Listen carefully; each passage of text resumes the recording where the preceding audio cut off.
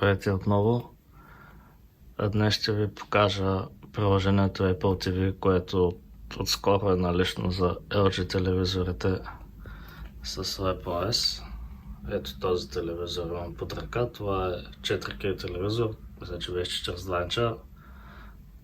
Този е конкретният модел. В стаята, където се намира сигнала за Wi-Fi мрежата, към която е свързан, е доста слаб, затова ще ви помоля бъдете търпеливи. Нещата се случват малко по-бавно с зарежданията.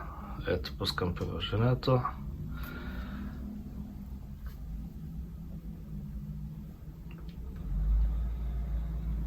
Виждате, излизат се филмите, има доста заглавия.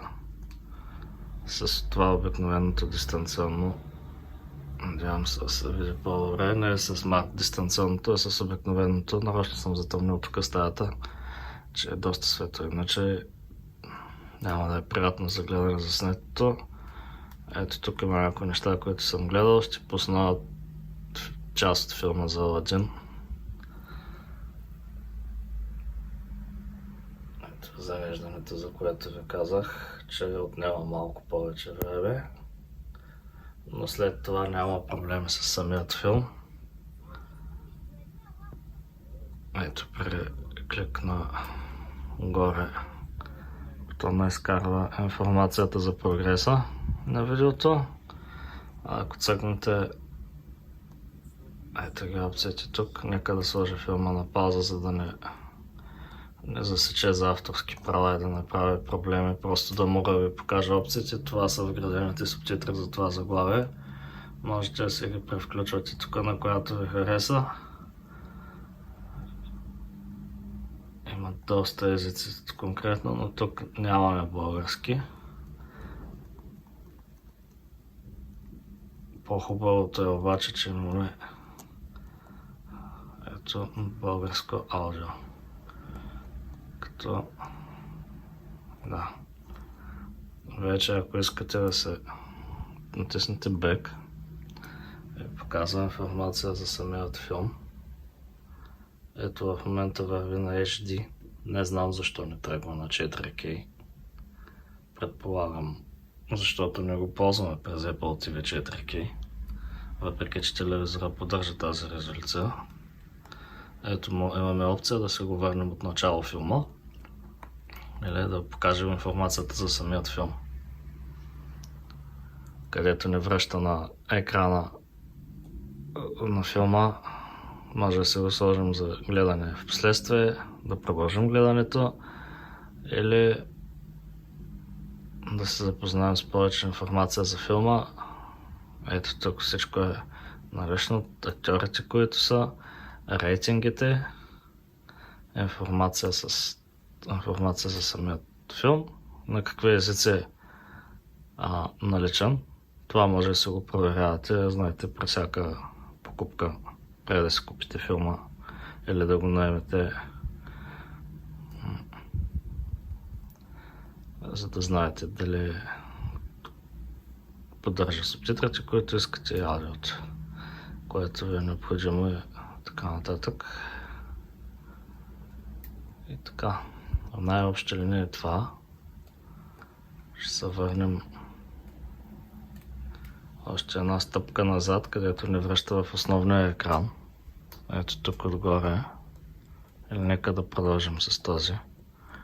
Имаме опция за абониране за Apple TV+. Аз имам такава опция, но за друго устройство към други акаунти, които тук не ползвам.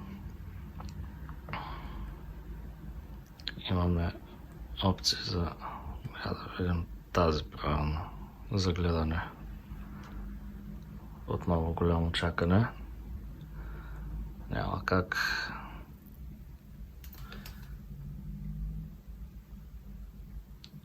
Излезе иконката за HDR. Нека да видим поне за услугата TV+, дали поддържа 4K или не.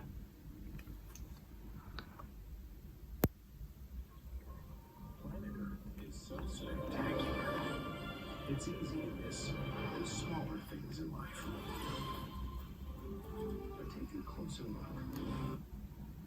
Нека да видим какви опции имаме тук горе. Така. Субтитри.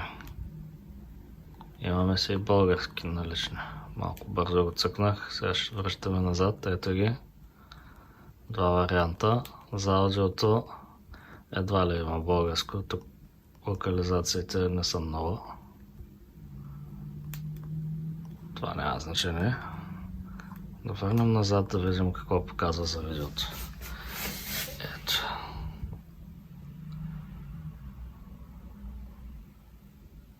,4K, Dolby Atmos. Този телевизор поддържа някои от тези технологии. Значи все пак има поддръжка на 4K, но интересно защо я дава през видеята, които са към Apple TV+, а на закупено вече от мен видео, което върви в 4K при Apple TV-то, се пуска само в HD.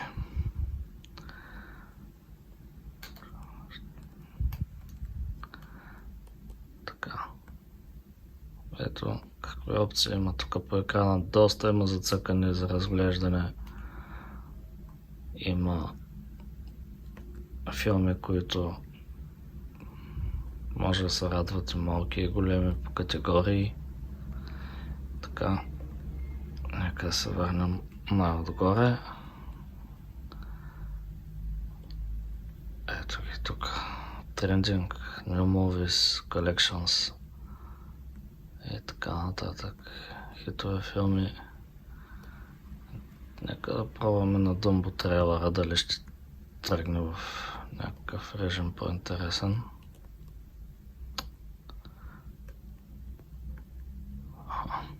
Разбрах.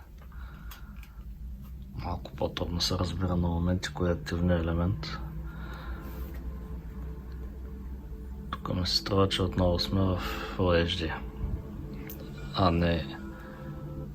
а не в 4K. Разликата е видима. По-близо сме се разположили до телевизора и може да се различи едното от другото. А филма за Дъмбо беше пуснат наскоро, така че не е проблем това, че е стар или нещо друго. Така. Това беше от мен. За сега филмите вървят добре. Качеството и всичко е добро. Не зная каква е причината да тръгват в Full HD, а единствено през Apple TV Plus да са в 4K. Може би се опитват да наложат услугата, която пуснаха наскоро. Това вече ще трябва сами да проверим в последствие. До нови срещи!